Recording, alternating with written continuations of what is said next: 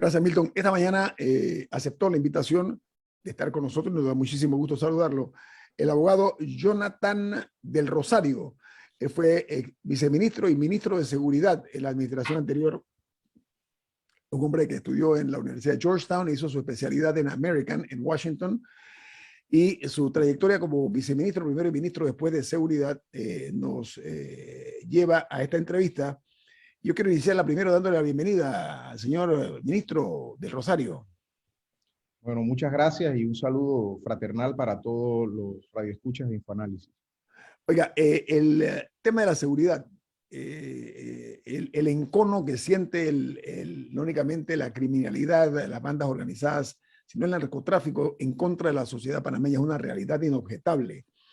Los casos de crímenes, etcétera, abundan, y una de las quejas ciudadanas es el hecho de que las autoridades policiales y de seguridad detienen a las personas, pero después los jueces los liberan, al punto que generó una opinión de parte del actual ministro Pino de Seguridad diciendo que ellos hacen su trabajo, pero que hay otras instituciones que tienen que hacerlo, aludiendo aparentemente al órgano judicial y al Ministerio Público. ¿Usted qué opina acerca de esa expresión vertida por el ministro Pino?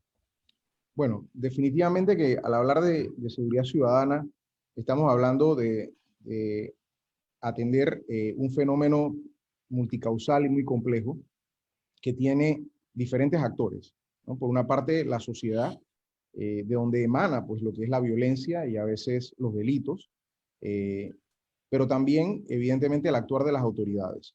El sistema penal acusatorio tiene muchas bondades, y también es cierto que, bueno, Panamá ha tenido una implementación gradual y no es ningún secreto que el estándar del sistema penal acusatorio en términos de garantías es más elevado que el del antiguo sistema inquisitivo.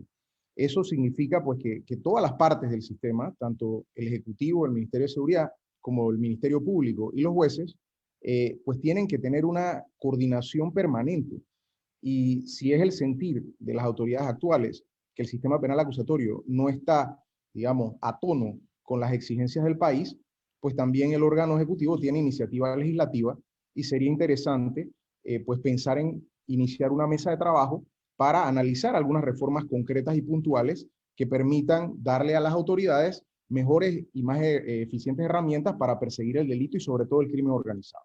Permítame, o sea que si bien es cierto que el sistema penal acusatorio es más garantista, vamos a usar ese término, eso incide en el hecho de que las autoridades de policía o de seguridad, los estamentos de seguridad, logran atrapar a los delincuentes o a los asesinos, pero que el sistema, como es tan garantista, es aprovechado para que los operadores de justicia, en este caso órgano judicial o Ministerio Público, sean más laxos. ¿Eso es lo que se interpreta o no? Bueno, a ver, voy a poner un ejemplo muy concreto. Si analizamos el sistema penal acusatorio, cada vez que se aprende una persona, en este caso la unidad de policía tiene que llevarlo ante una autoridad de salud para hacerle un parte médico. Y el tiempo está corriendo. Entonces, todo esto tiene implicaciones logísticas, requiere mayor personal. A veces, pues las unidades de policía llegan a las salas de los hospitales de salud pública y obviamente, pues la persona está sana. Así que en este caso, los operadores de salud no le dan prioridad a eso. Tienes el tiempo corriendo, retiraste una unidad a la calle. Son temas logísticos que van mucho más allá. Y cuando se presenta el caso ante, en este caso, las autoridades competentes, los jueces de garantía, evidentemente hay que llevar una serie de información y de pruebas para que entonces pues, se pueda decretar una detención preventiva. La coordinación entonces, en este caso con el Ministerio Público, es fundamental.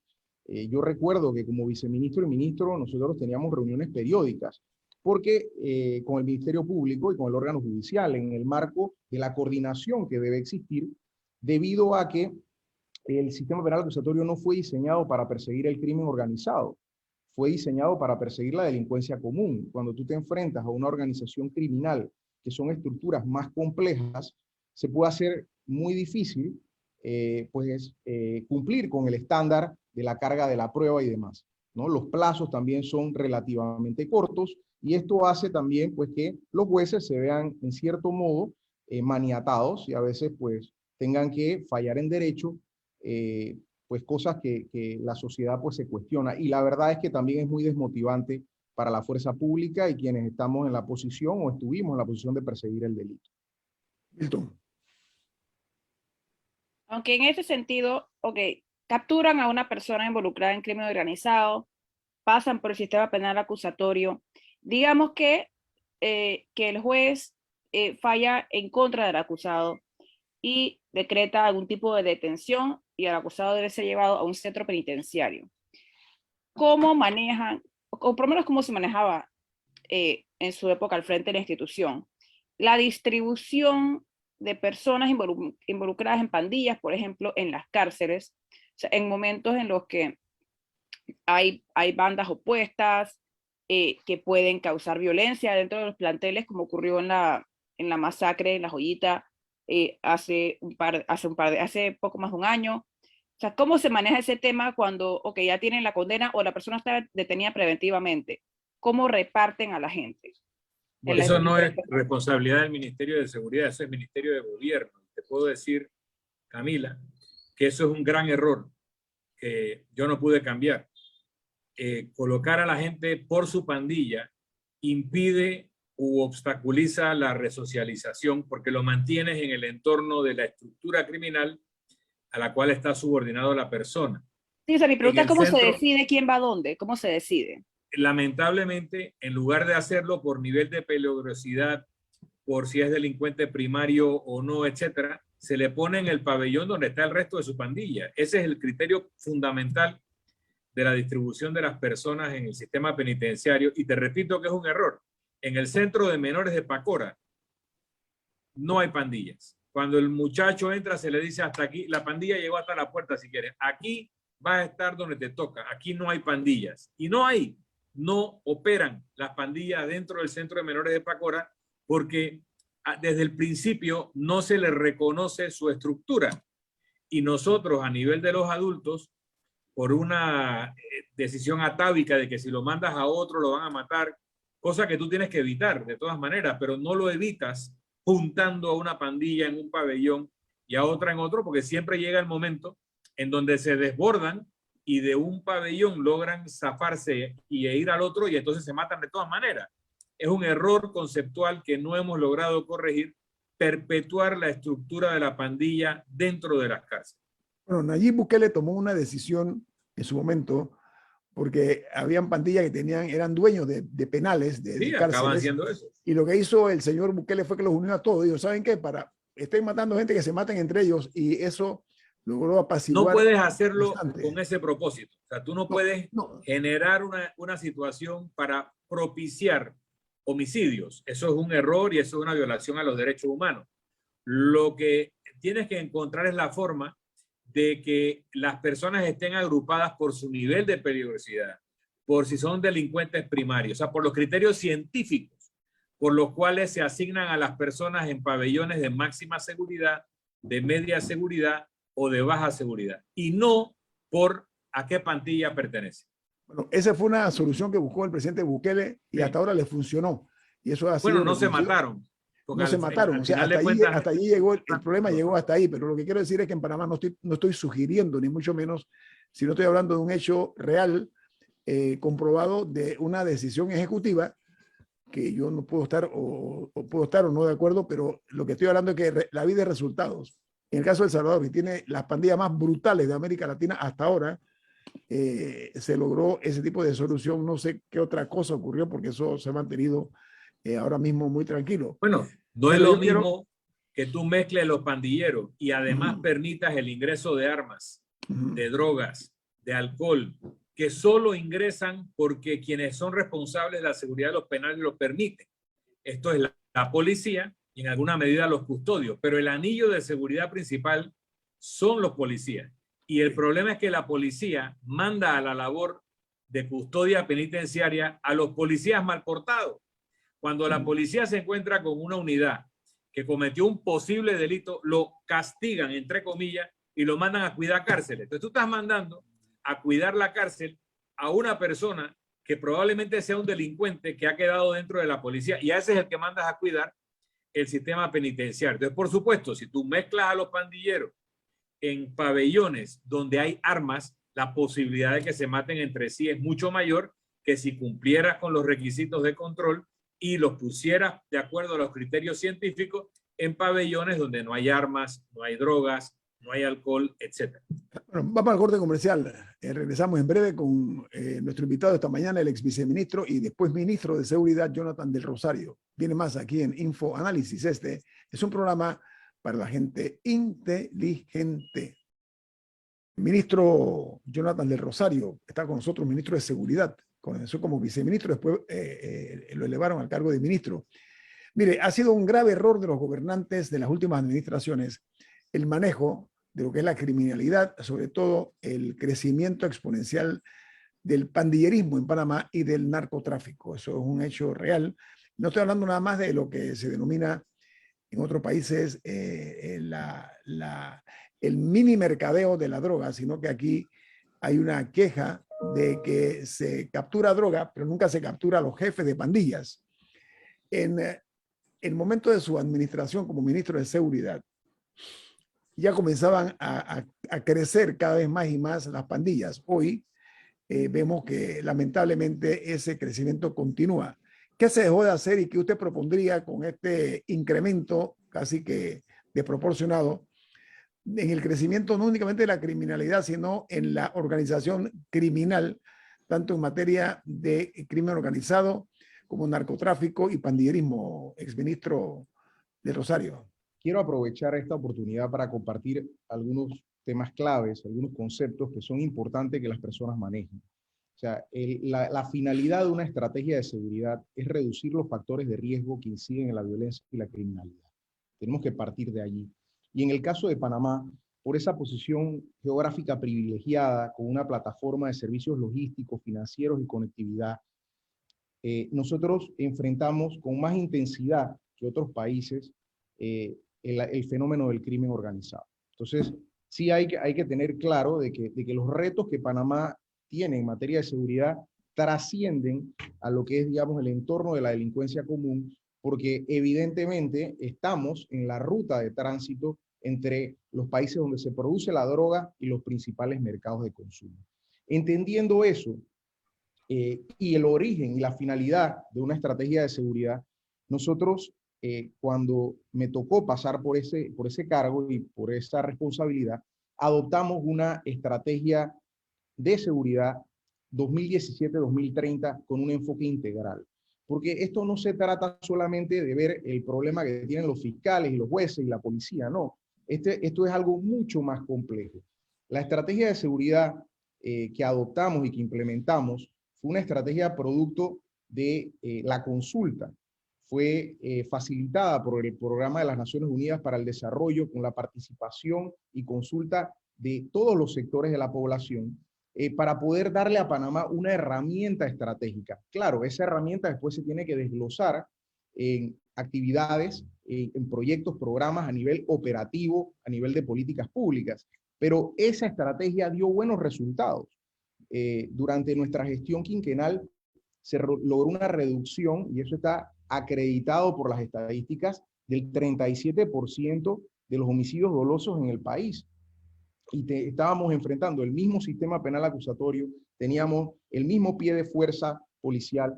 ¿Cuál era la diferencia? La diferencia era que había un enfoque integral, porque para prevenir y combatir la delincuencia y la inseguridad hay que hacerlo en todos los frentes. Por una parte, el frente social, donde el Estado, con la inversión pública y con sus programas, atiende a los sectores vulnerables de la población, dándoles bienestar, dándoles servicios públicos eficientes, dándoles viviendas dignas, reemplazando los asentamientos informales que se convierten en focos de delincuencia.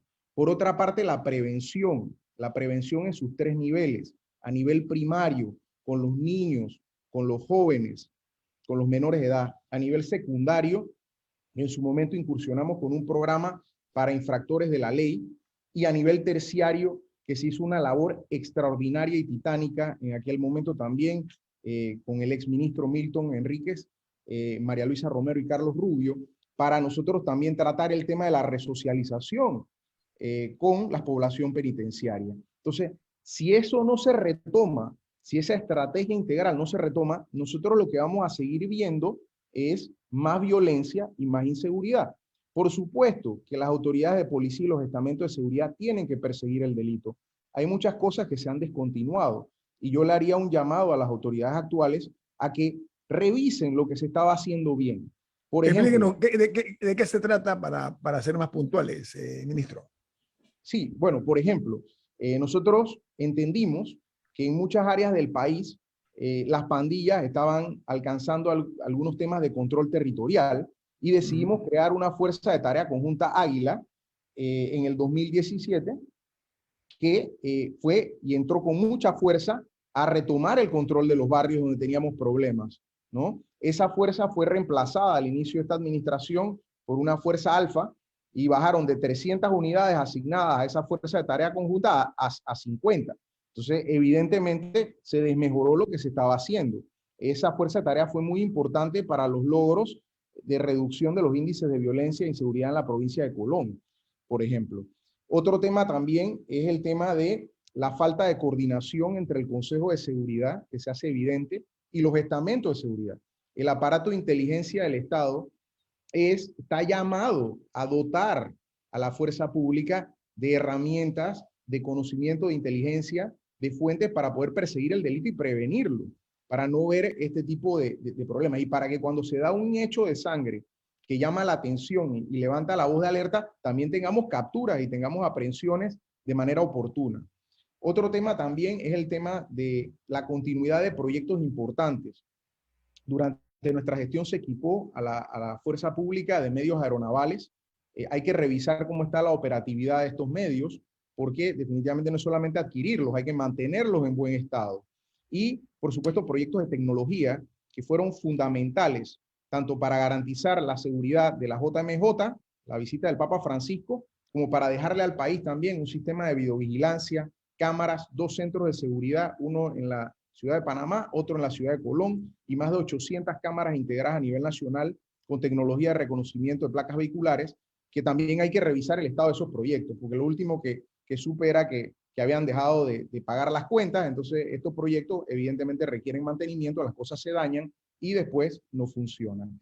Ahora, ministro, permítame que se nos va el tiempo. Por favor. Una de las quejas más frecuentes es que se captura droga, cantidades hasta toneladas, pero nunca se captura a los capos, a los líderes del narcotráfico en Panamá. ¿A qué se debe ese fenómeno, ministro? Eso es una verdad a medias.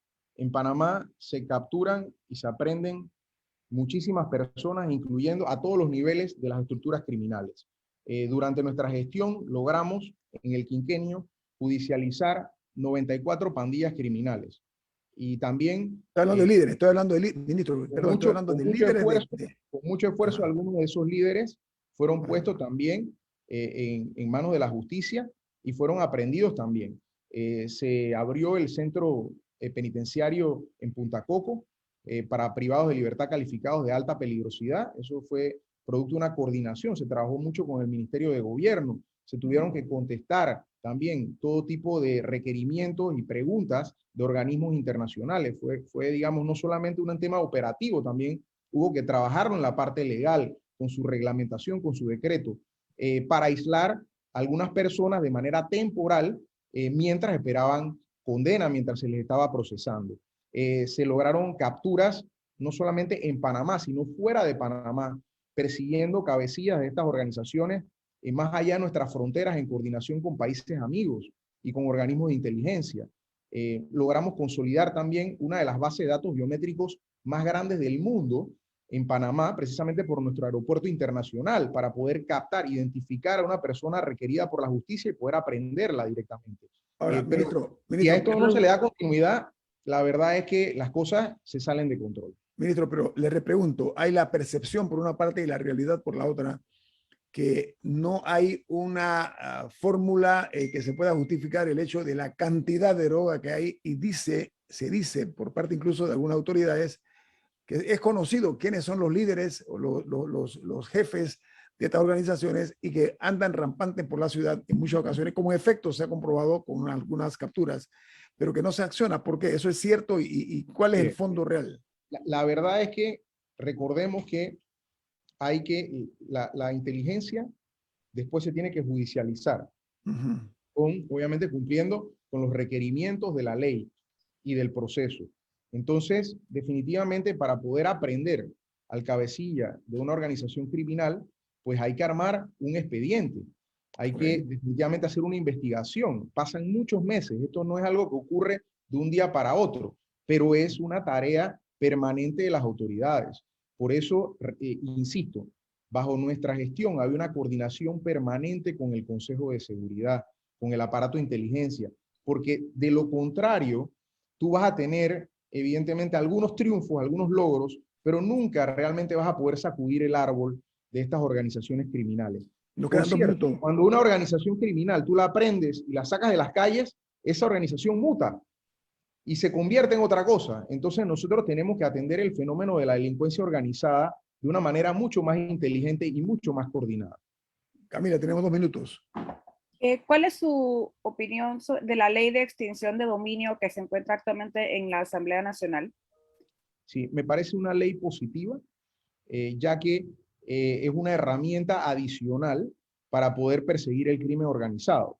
Definitivamente nosotros tenemos muchos bienes aprehendidos que se dañan en patios precisamente en espera de una sentencia judicial, cuando el Estado pudiese disponer de ellos, rematarlos, y bueno, en todo caso, si la persona resulta absuelta, se le da una compensación.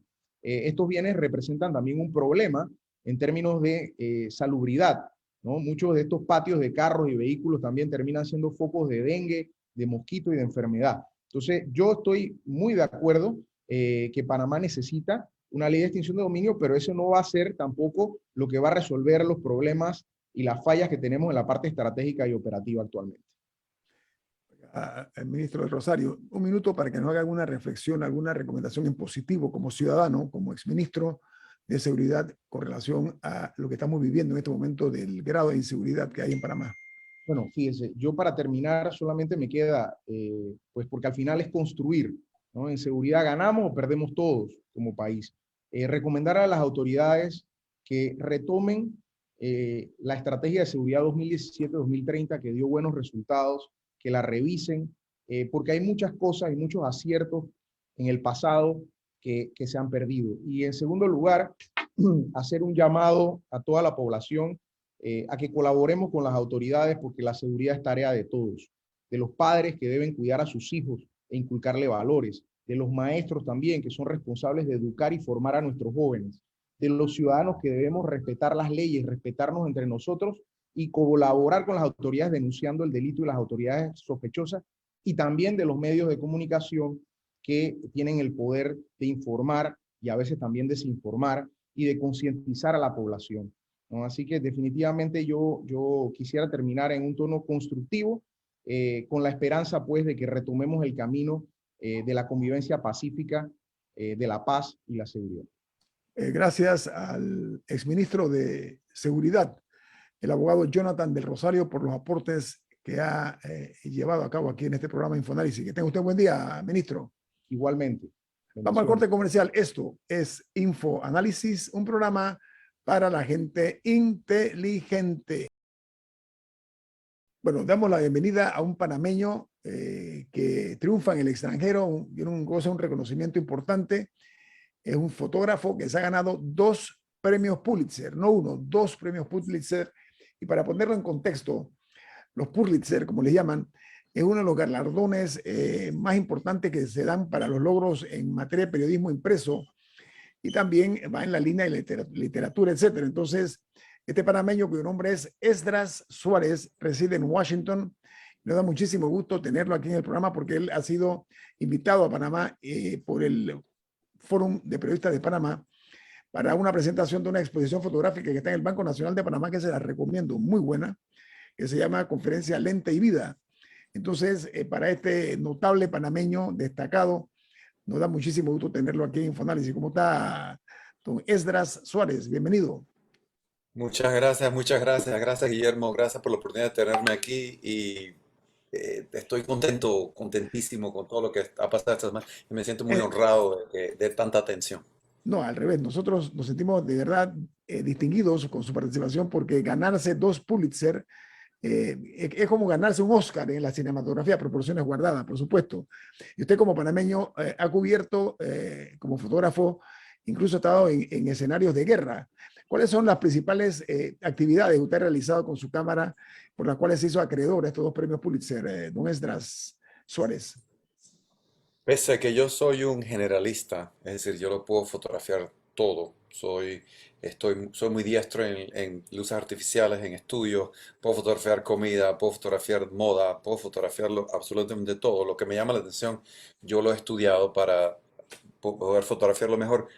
Muchos de los reconocimientos que se me han dado son más que nada en el fotoperiodismo. Una de las cosas que yo he hecho a través de mi carrera es descubrir noticias, ya sea noticias extremas o noticias locales, y muchas veces he tenido la suerte, creo que la suerte, diría como periodista, de estar presente en momentos históricos con el conocimiento, la experiencia y el equipo correcto en la mano para poder hacer mi trabajo de la mejor manera posible. Usted está en Esdras, escenario de una guerra. pregunta. ¿Cuál escenario de Dicen guerra está que, usted?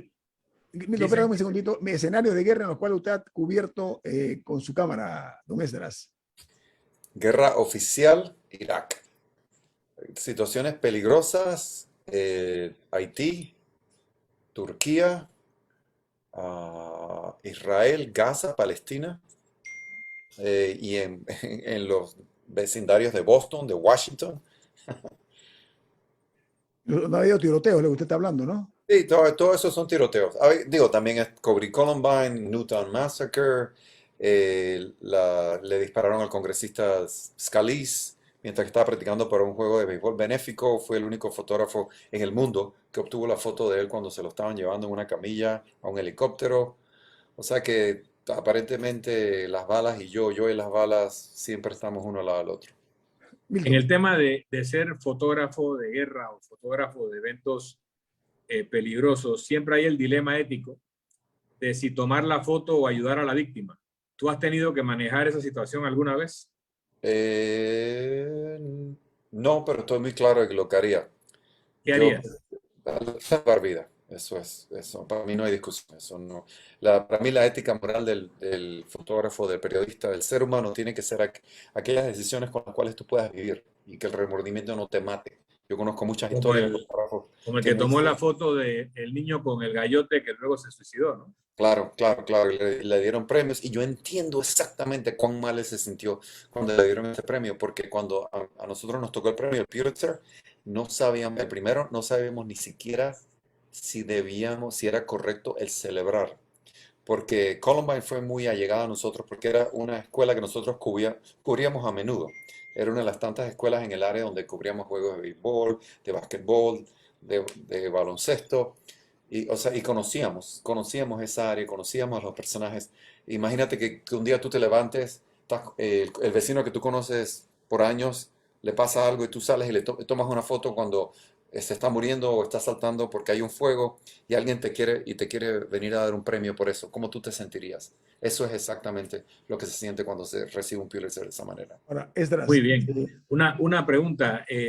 Tendremos oportunidad de hacerte una entrevista cuando estés camino a la luna.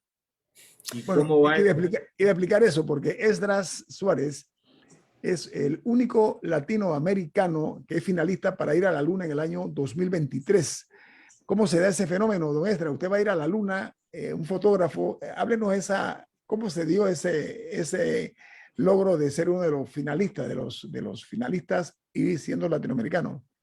Ok, primero que nada vamos a establecer que yo soy un candidato finalista. Eso no se puede dar por dado. Yo soy de los que no toman nada por dado hasta que me monten el cohete. O sea que muchas gracias por la atención en ese sentido. Yo soy un finalista.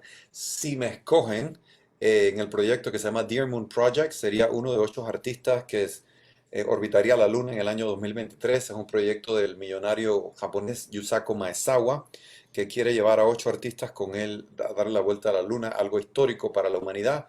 Y pese a que, y se me tocase, si fuese afortunado, todo el mundo piensa, wow, qué interesante que la Luna, que fotografía el espacio. No, Eso no es una historia al respecto de eso. Eso es una historia de la interacción del ser humano mientras que está explorando lo que no conoce. Esa es la misma historia que ha ocurrido a través de la humanidad a través de, desde el principio, desde que el hombre puso el primer pie en la tierra, siempre hay alguien contando ese cuento, observando. Eso es lo que hace un periodista, eso es lo que hace un fotógrafo, observar. Edras, Eso es lo que usted yo haría. está casado con una panameña que también es periodista. Ella es Sí, directora de claro. noticias en Mi Univisión esposa Washington. mi esposa empezó como reportera cuando Columbine ocurrió, y acababa de empezar sus pininos en la carrera de telecomunicación como reportera, y yo me acuerdo de estar en un extremo del estacionamiento fotografiando a la gente llorando y ella en el otro extremo dando las noticias para Univisión. A ella luego fue asistente directora de noticias, fue presentadora de noticias por muchos años en Denver y en Boston, y luego le ofrecieron la gerencia editorial de Washington y ahora es la directora de noticias de Washington Univisión. Tiene 7 Emmys, así que en mi casa los premios... Ah, No, muy bien, ella, felicidades. sí, gracias, ¿Cómo gracias. se llama tu esposa? Se llama Sara Sara, Suárez, Sara Sara Valenzuela Sara Suárez. Suárez. Suárez. Ajá. Se graduó de Y la UMA. panameña también. Sí, claro, Sí, se cómo graduó de no. la UMA cum laude. Muy bien, Oiga, muy bien. Ahora, Edras, usted se ha ganado 2 Pulitzer. Uno fue por Columbine, por lo que le escucho. ¿Cuál fue el segundo? Por la cobertura del atentado dinamitero a la maratón de Boston. Ocurrió en el 2013, el Pulitzer es el 2014. ¿Y usted cómo está fue? doctora- O sea, Cuando tú dices que le van a dar la vuelta a la luna, van a ir al lado oscuro de la luna, ¿eso Sí, llama la atención? la misión es ir alrededor de la luna e interesantemente ellos no van solo alrededor, sino que es una cruceta. Se van de un lado, lo cruzan enfrente de la luna, le dan la vuelta, tiene que ver con el fenómeno de Biombo que se conoce, que utiliza la fuerza gravitacional de la luna para darle la vuelta y luego regresar. El viaje duraría 9 días, 3, 3, 3. Esdras, quiero expresarle primero mi admiración, mi reconocimiento por los logros obtenidos en un mercado tan competitivo como lo es el periodismo en los Estados Unidos y haber logrado obtener 2 premios Pulitzer es un honor para Panamá y yo quiero externarle eso de una manera muy sincera Gracias. y exhortarlo a que siga poniendo el nombre de Panamá en alto y que su viaje a la luna sea placentero, don Esdras. Toco madera, si me toca y vamos a ver. Bueno, ojalá así sea. Que tenga usted buen día y éxitos continuados. Esdras Suárez, gracias por estar con nosotros. Gracias. Viene Álvaro Alvarado con su programa Sin Rodeos.